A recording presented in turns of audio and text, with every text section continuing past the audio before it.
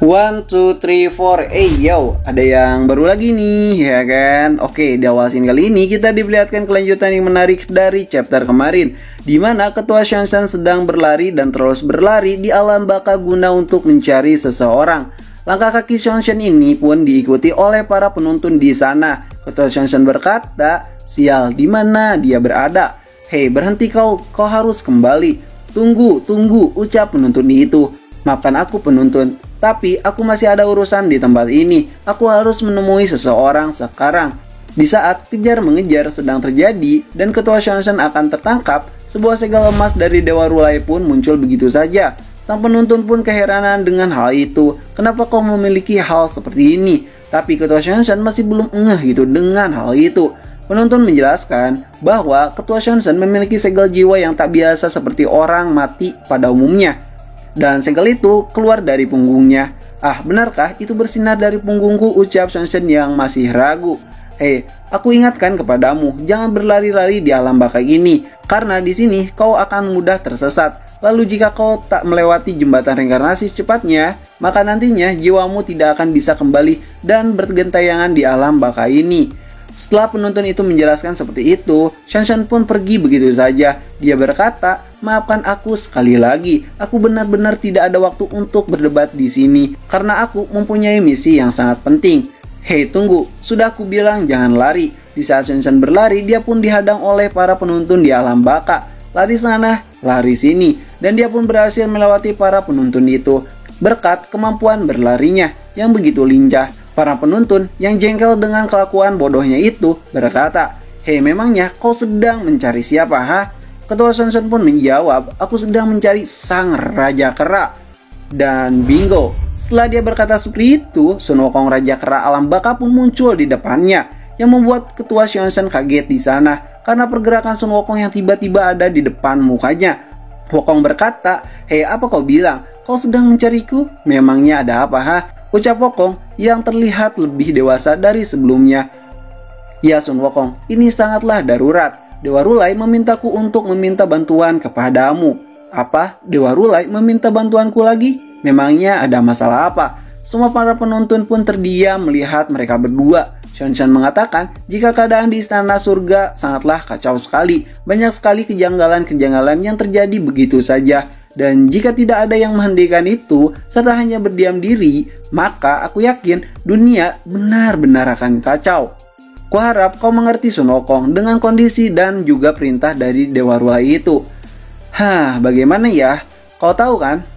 Aku bukannya tidak mau membantunya, tapi lihatlah, di alam baka juga sedang terjadi sesuatu yang aneh dan aku juga harus segera menyelesaikannya, ucap Sun Wukong sambil melihat ke atas langit. Sementara itu, di sisi lain, Dewa Rulai sedang memikirkan sesuatu rencana sambil bermain shogi sendirian. Dia teringat dengan kata-kata Dewa Guanyin yang sebelumnya berkata, jika Dewa Rulai sedang melakukan pergerakan dan permainan awalnya di istana surga ini. Setelah kau berkata seperti itu padaku, aku jadi ingin tahu bagaimana cara permainan caturmu itu. Dewa Guanyin berkata, jelas permainanku dengan permainanmu jauh berbeda. Karena yang kau pedulikan adalah dunia ini, tapi bagiku yang aku pedulikan adalah surga ini. Ternyata kita berbeda cara ya Guanyin. Tak apa-apa, yang terpenting dari permainan ini tidak ada yang mengganggu satu sama lainnya. Sepertinya dia sedang merencanakan sesuatu, ucap Dewa Rulai. Dewa Rulai, siapa yang akan menjebakmu? Aku yakin kau tak akan berdiam diri begitu saja melihat hal ini, bukan? Kau benar-benar mengerti sifatku dengan sangat baik ya. Di saat Dewa Rulai sedang berpikir di ruangannya, tiba-tiba Dewa Yuta pun melaporkan sesuatu hal yang sangat mengejutkan, di mana semua para prajurit, jenderal, dan bahkan para dewa sedang berkumpul di istana surga. Sepertinya sesuatu yang besar akan terjadi, ucap Dewa Yuta yang panik di sana. Hei Dewa Rulai, bagaimana bisa kau bermain shogi sendirian? Tidak. Aku hanya sedang berpikir bagaimana kita bisa keluar dari situasi yang membagongkan ini, ucap Dewa Rulai. Di saat yang bersamaan, muncullah sekelompok semut di samping Dewa Rulai. Semut itu pun dikelilingi oleh batu kecil shogi. Lalu para semut itu pun berhasil menerobos batu-batu kecil itu. Awalnya, para semut itu bingung untuk mencari jalan keluar. Akan tetapi pada akhirnya mereka pun berhasil keluar dari tempat itu. Dan ini juga persis sekali dengan masalah kita saat ini.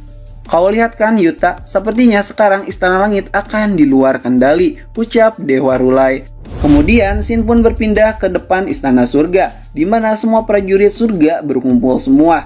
Dewa Guan Yin sebagai pemimpin Istana Surga memberikan titah yang sangat mengejutkan, di mana ia berkata jika Istana Langit akan menyerang para suku naga, karena kemarin para suku naga berani-beraninya datang ke Istana Langit dan mengamuk begitu saja. Menurut Dewa Guan Yin, orang yang tak pernah menghargai surga maka harus dihilangkan dari muka bumi ini.